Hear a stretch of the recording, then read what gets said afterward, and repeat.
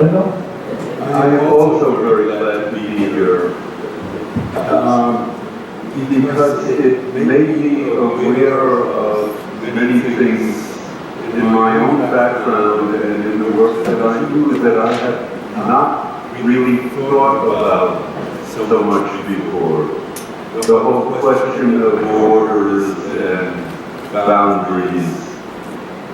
And it's surprising to what extent these questions have guided, have been an influence in my life. I was born in Berlin, and my first experience with borders was getting out of Germany in 1933 when Hitler came to power, and attempting to get permission to get visas with my family to get out of Germany and go somewhere else. And we had to go first to Switzerland, and then to France, and then finally got permission to come to the United States.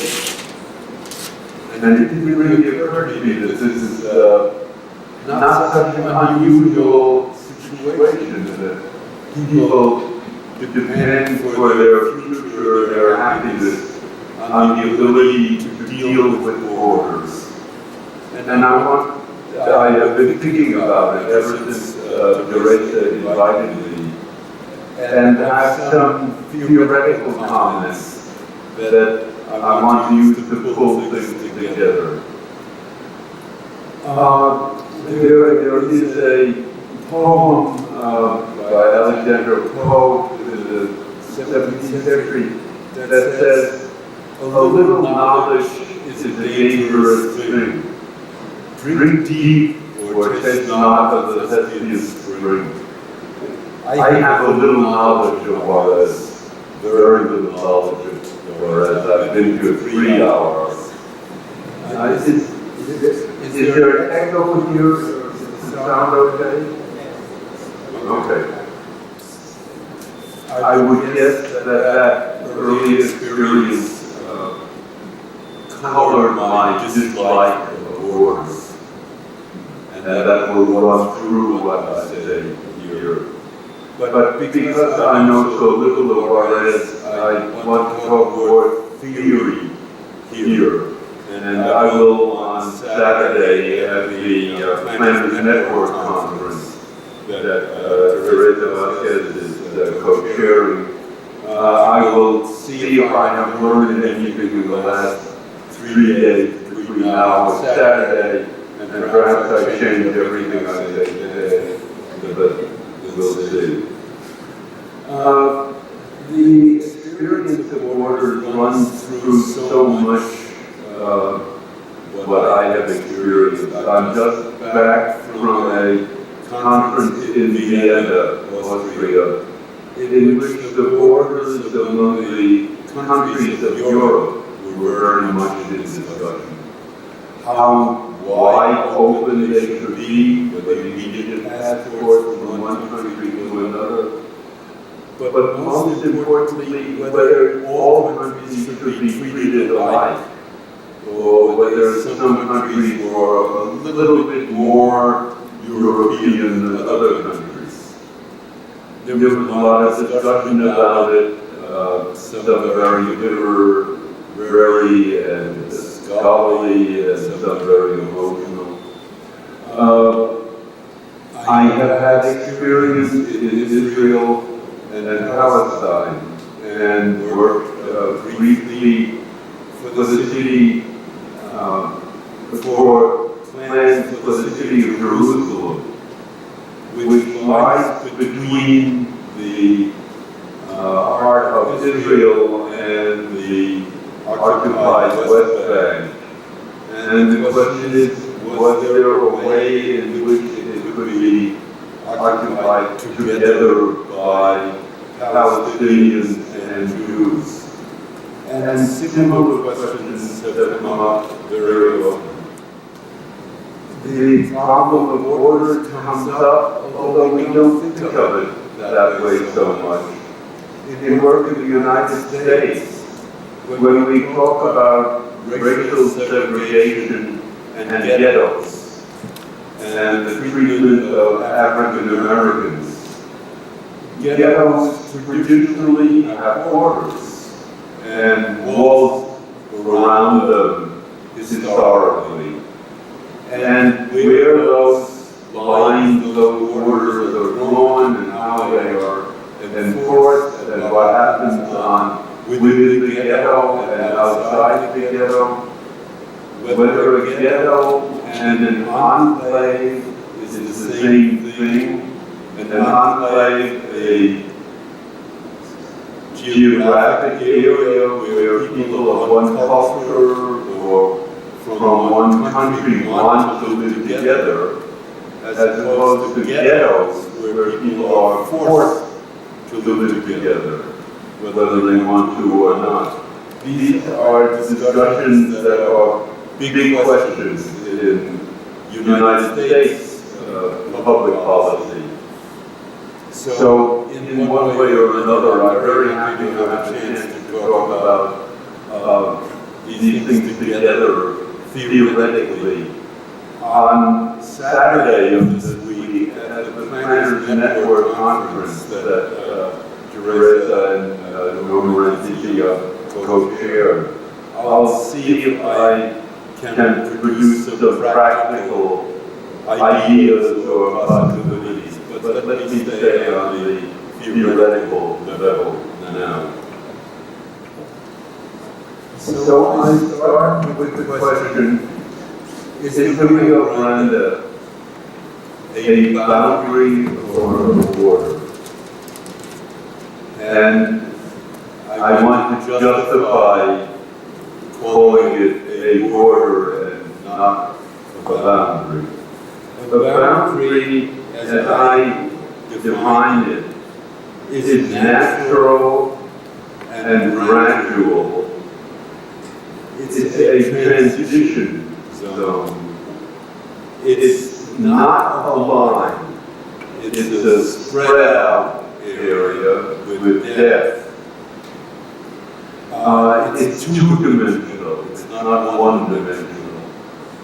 And it can vary very much in intensity and scale. Borders, on the other hand, are man-made. They are not natural. They are linear. They are one-dimensional, not two-dimensional. They represent tension between what's on the two sides of the border. They are sharp, and they are the subject of conflict. Boundaries are mixed and are only sharp where they have edges. For instance, a coastline, the Atlantic or the Pacific coastline, is a sharp edge. And you may call that a boundary that is in that way linear. But it is a natural boundary, not a man-made one. And it does not reflect the conflicts that create borders. A border, on the other hand, is created by people, by groups of people, by countries, by various configurations of population. And they are not voluntary, they are imposed. They are imposed by those who hold power. And they are generally reflections of relations of power.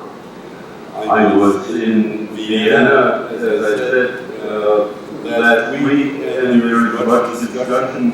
If you go to any old European city, they will show you a map that shows the walls of the old city and the rest of the territory of the modern city that has grown around it. But the old cities in the Middle Ages had walls, borders, through man-made borders that were used for defense, that were a reflection of the fact that powerful armies from other places were attacking them, and borders were useful to defend against attack. But they played a role in conflict of power.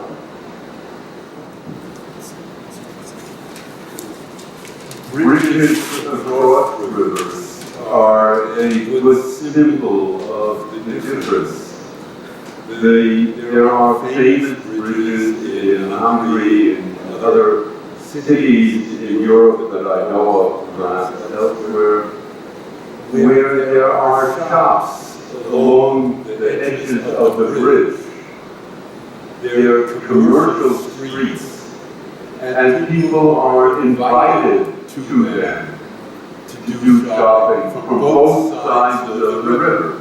They are simply seen as an excellent place for customers, for retail stores, for restaurants, where people can meet each other. They bring people from different places together. A very different function from a bridge that is maintained as part of a border that has control over who may cross it, and that is used to allow very limited traffic and to be very careful of who meets who on it. So that it seems to me there is a very different value to a boundary as opposed to a bridge. A boundary is a natural, inevitable transition, communicative area where people come together. It's a positive thing. It brings people with different experiences, different cultures, different interests to meet others that are different from them. It supports rich experiences. They are good things. Borders, on the other hand, are designed to exclude, to keep people apart, to reflect the strengthening of power relations, the relations between the side that uses the border to keep people out and the side that is kept out by the border.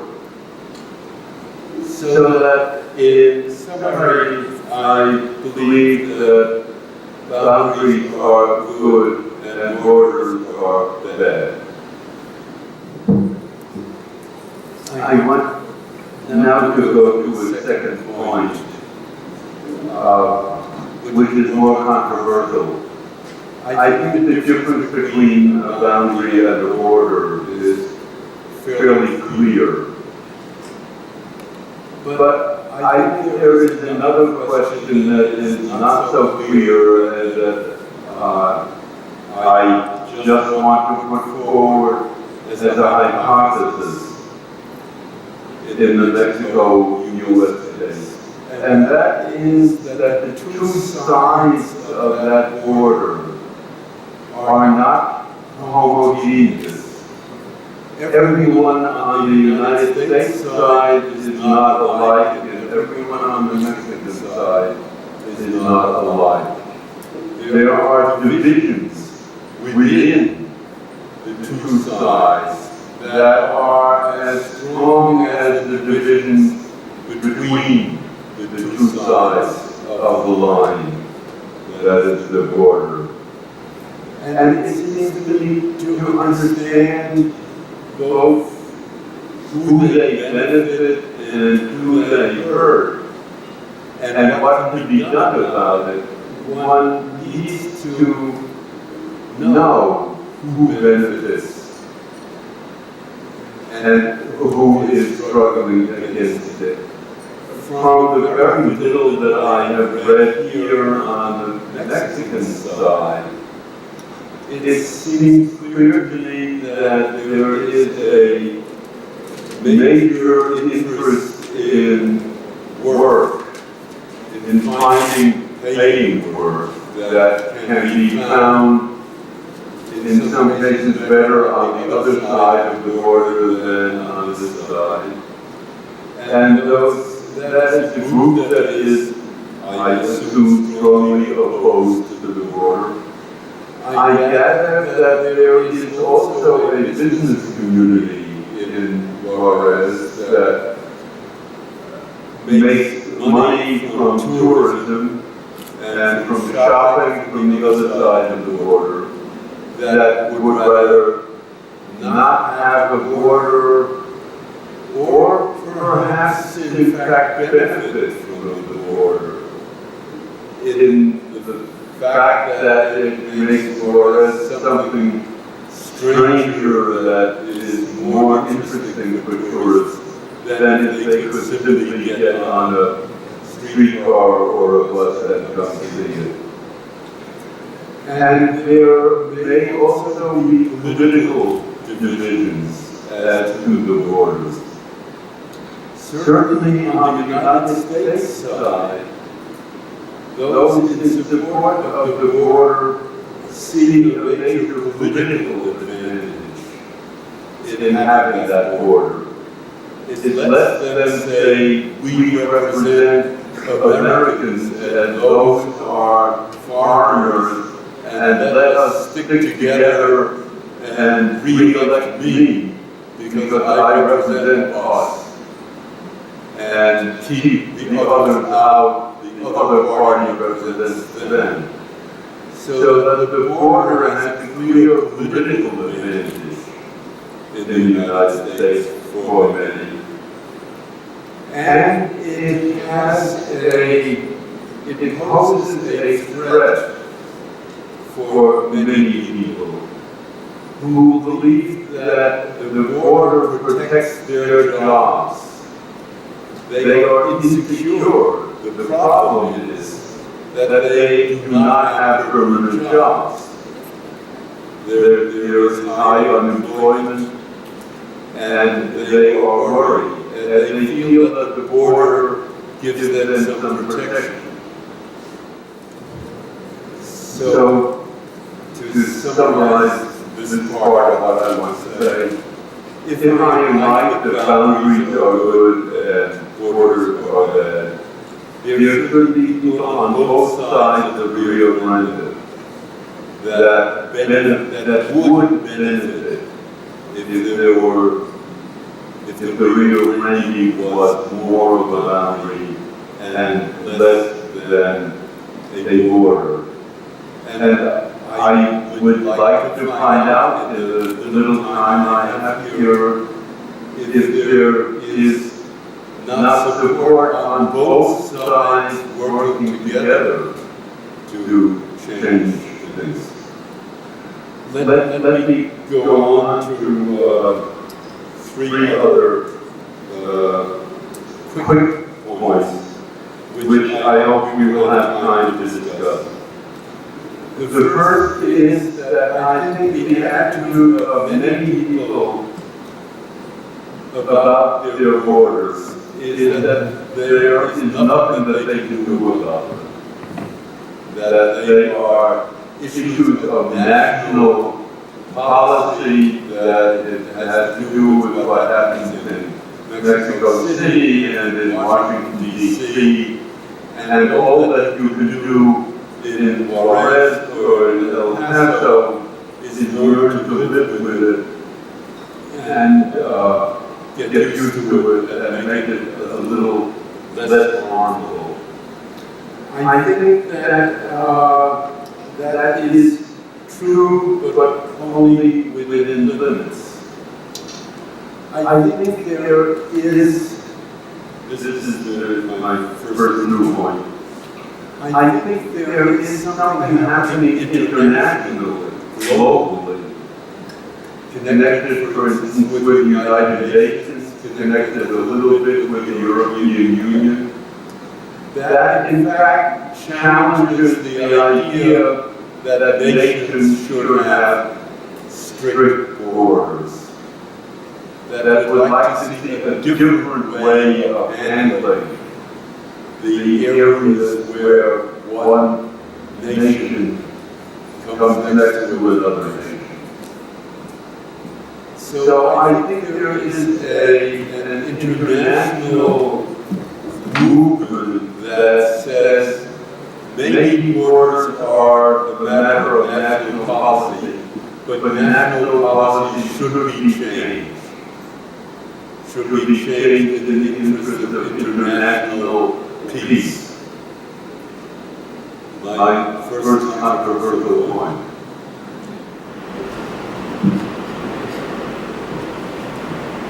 The next to the last point I want to make is one I feel very strongly. We crossed the border coming from El Paso to Juarez 4 hours ago. And at the borderline on the U.S. side, you could see, I would guess, 150 cars waiting to go through the border inspection and show their papers. This makes no sense. This is wrong. This does not help anyone and hurts many people. This is an unreasonable way to conduct national business, to shape public policy.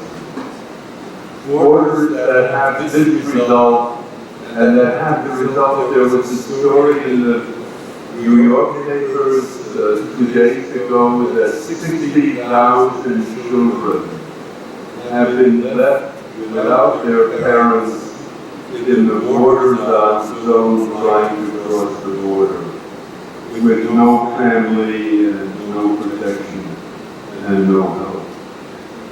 There is something tremendously wrong, something bad, something that needs to be changed.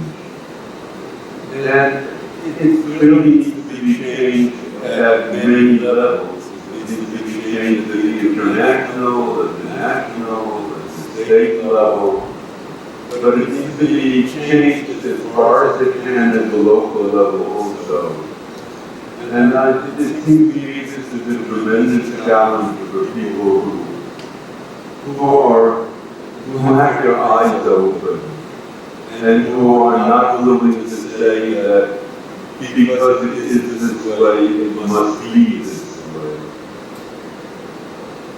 I think the challenge of what can be done, and what can be done positively as well as negatively, not only stopping the exclusion at the border, but bringing people together for their mutual benefit.